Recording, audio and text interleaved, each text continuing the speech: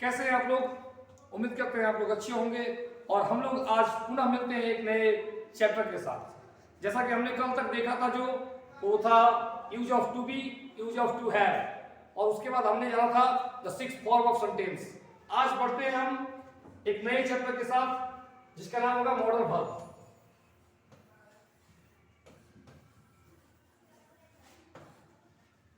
अब तक हमने आपको एक बात बताया था, जो हमारा यूज ऑफ टू बी का प्रयोग था, उसमें हमने आपको एक बात बताया था, सेंटेंस ऑफ टू टाइप। एक था हमारा क्रिया के साथ और दूसरा था हमारा बिना क्रिया के। इसको बोलते हैं वर्बियल सेंटेंस और ये विदाउट वर्बियल सेंटेंस। तो अभी तक हम लोगों ने जो पढ़ा था वो बिना क्रिया वाला, विदाउट वर्ब, विदाउट वर्ब। यहां किसी बच्चे के पास एक प्रॉब्लम आ जाता है, वर्ब को वो समझ नहीं पाता है। मैं आपको एक्चुअल में वर्ब का डिफिनेशन कई बार बताया भी हूं कोई पिछले वीडियो में। अभी फिर से एक बार क्लियर करता हूं आपको।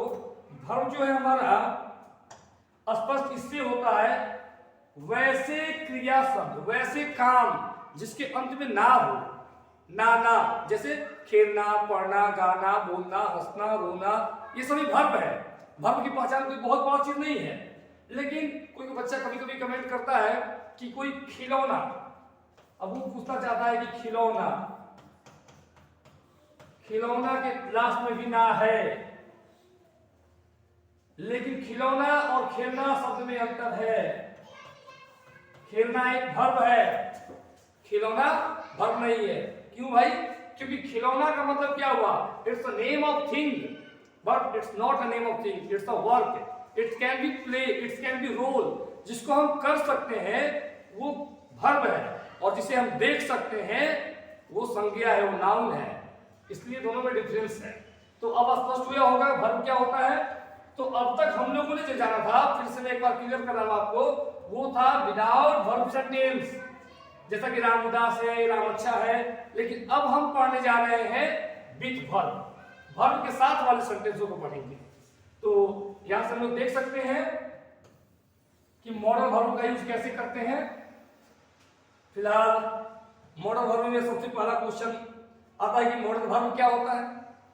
तो मॉडल वर्ब कुछ ऐसे छोटे छोटे वर्ब हैं, जैसे कैन। कैन का मतलब होता है सकना। कुड, सकना, इसका भी सकना ही है, लेकिन अर्थ क्या है? ये होता है प्रेजेंट टाइम के लिए और ये होता है पास्ट टाइम के लिए। अब यहां से स्पष्ट हुआ होगा, ये दोनों ही सकना है, लेकिन दोनों में अंतर है, एक पास्ट टाइम का, एक प्रेजेंट टाइम का। इसके अलावा इसमें हम पढ़ेंगे मस्ट के बारे में, फिर हमारा शुड होगा, आउट टू, इस प्रकार से बहुत सारे हमारे पास मॉडल वर्ब आएंगे जो हम बारी बारी अध्ययन करेंगे। तो मॉडल वर्बों की संख्या कुछ लिमिटेड में है, लेकिन अभी हम लोग फिलहाल 4-5 स्क्रीन पर देख रहे हैं। इसके अलावा और भी मॉडल वर्ब्स हैं जिन्हें हमें स्टडी करना होगा और हम लोग करेंगे। तो मॉडल वर्ब में एक मॉडल वर्ब की बात करते हैं, जैसा कि अभी कैन की बात कर लेते हैं हम लोग कि why, what is the use of can, और when we can use word can, it's the modal verb. Now see here a question, use of can, use of can. Anyone child want to be asked what is the use of can? क्या use है can का? तो हम कैसे कहेंगे उसको कि can, Hindi से समझ लिए होंगे, कैन का मतलब सकना। जब एबिलिटी की बात आएगी, एबिलिटी की बात आएगी तो हम लोग कैन का प्रयोग करेंगे। When the sentence says about to the ability, about to the ability, then we can use only can, तब हम केवल कैन का प्रयोग करेंगे। अब एबिलिटी क्या है? जैसे राम खा सकता है, राम खा सकता है, राम खा सकता है। स्पष्ट क्या है कि कि राम के पास एक एबिलिटी है खाने की। मोहन खेल सकता है। अगला सेंटेंस ये भी हो सकता है कि Mohan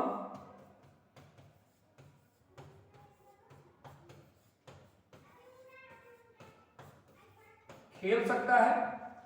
both the sentence are show the ability.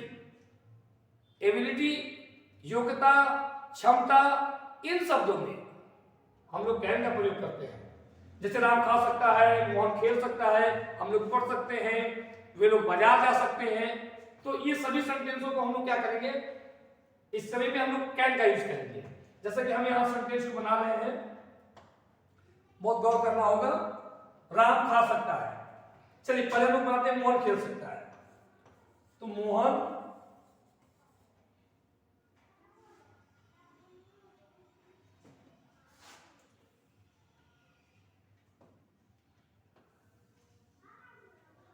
पहले हम बताते हैं कि मोहन खेल सकता है। Mohan can play.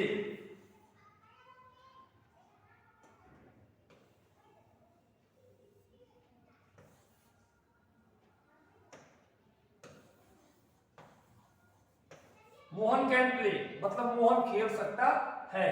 अगला हमारा जो सेंटेंस था उसे देख लेते हैं। राम खा सकता था मतलब Ram can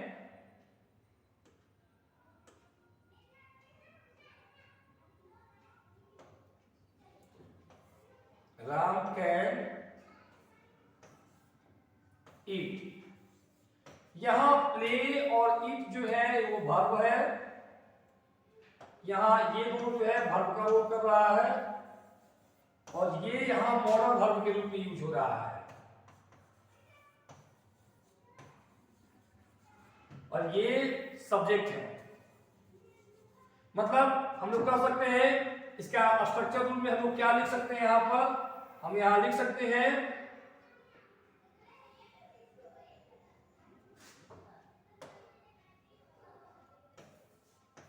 subject plus can plus form of the first form of verb मतलब वर्ब वन, जैसा कि यहां लिखा हुआ है ईट और यहां हमने कैन का यूज किया और ये हमारा सब्जेक्ट है। आगे अगर कोई अनुवाद हम लोग लेते हैं, जैसा कि एक अनुवाद ले लेते हैं, राधा गीत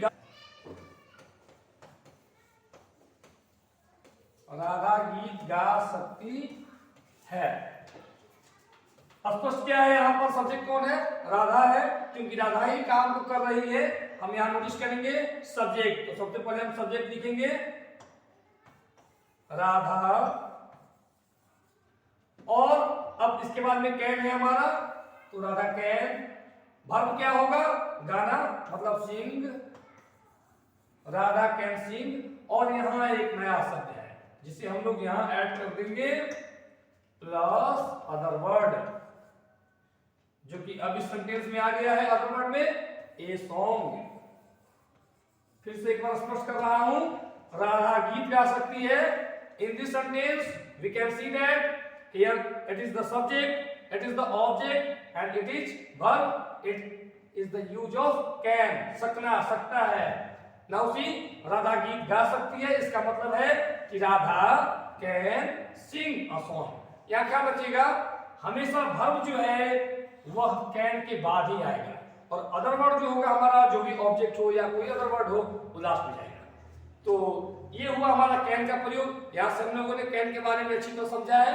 उम्मीद करते हैं आप लोग को समझ में आ गया होगा और अपने घर पर आप पुस्तक उठाइए, यूज ऑफ कैन में जाइए और उस अनुवादों को सॉल्व कीजिए। आज की क्लास के लिए सभी को थैंक्स, शुक्रिया, जय हिंद, जय भारत।